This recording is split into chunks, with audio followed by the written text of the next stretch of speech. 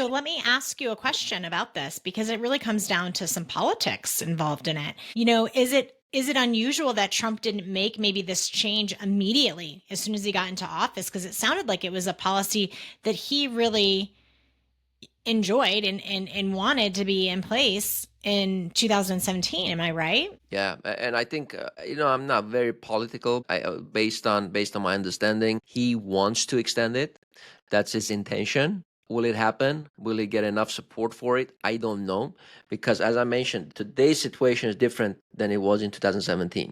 If they stimulate the economy more, then there's a risk for even higher inflation than what we have today. So there are other factors that play in that we didn't have back in 2017. But that said, in my opinion, I think it should be reinstated. That's just me, because it will incentivize specifically, let alone business owners with their equipment and furniture, but specifically real estate investors to invest back into real estate. Because if you're a real estate investor and you make a purchase of a property and get a bonus depreciation, that's a significant tax savings. So from tax planning perspective, I would love my client to get that, because we look good when we recommend them to do that. And if we don't have that tool in our pocket, we'll have to look for something else, obviously. But that's very much a tax planning. And bonus depreciation has helped us significantly with implementing the bonus depreciation strategies for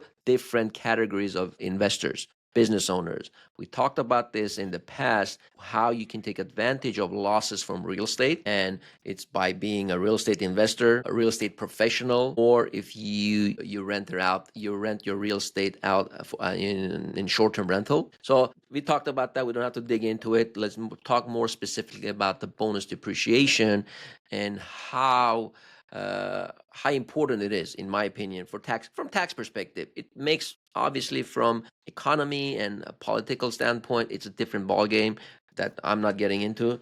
But from tax planning perspective, it's very, very important to at least know about the bonus depreciation. As a business owner, as a firm owner, we work only with law firms, and real estate is typically not deductible for law firm partners because they're not real estate professionals.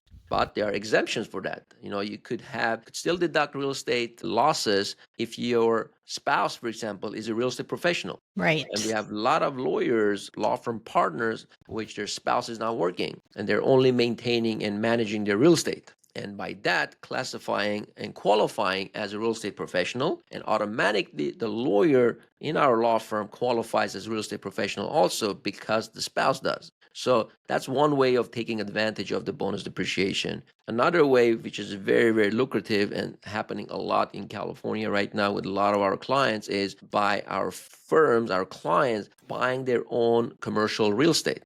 So instead of paying rent to a major landlord, they buy their own real estate and use the real estate themselves for the law firm.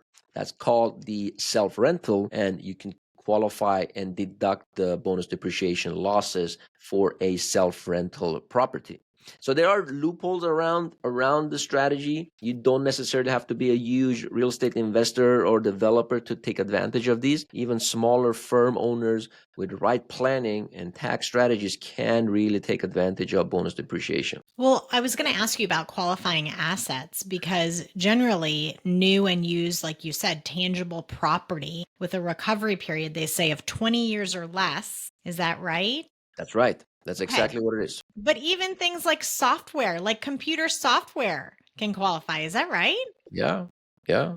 Yeah. Not a lot of money there, right? But it's a little bit, every little bit counts. Even a car that you use for your business, if it weighs more than 6,000 pounds, qualifies for the bonus depreciation. And a lot of car manufacturers, or all of the car manufacturers, knows about this, obviously, and they make them, if they can, they make the cars intentionally, in my opinion, because they're pretty small cars that weigh more than 6,000 pounds. So Tesla Model X, for example, that's a relatively small car, in my opinion, but that car weighs more than 6,000 pounds and qualifies for the bonus depreciation. Wow. That's incredible. Something that the average person maybe doesn't think about. Probably not. Probably not. And that's why tax planning is really, really important. I keep pushing on tax planning, how important it is, because it brings up these kind of issues that A lot of, as you mentioned, normal people don't think about it in their regular life.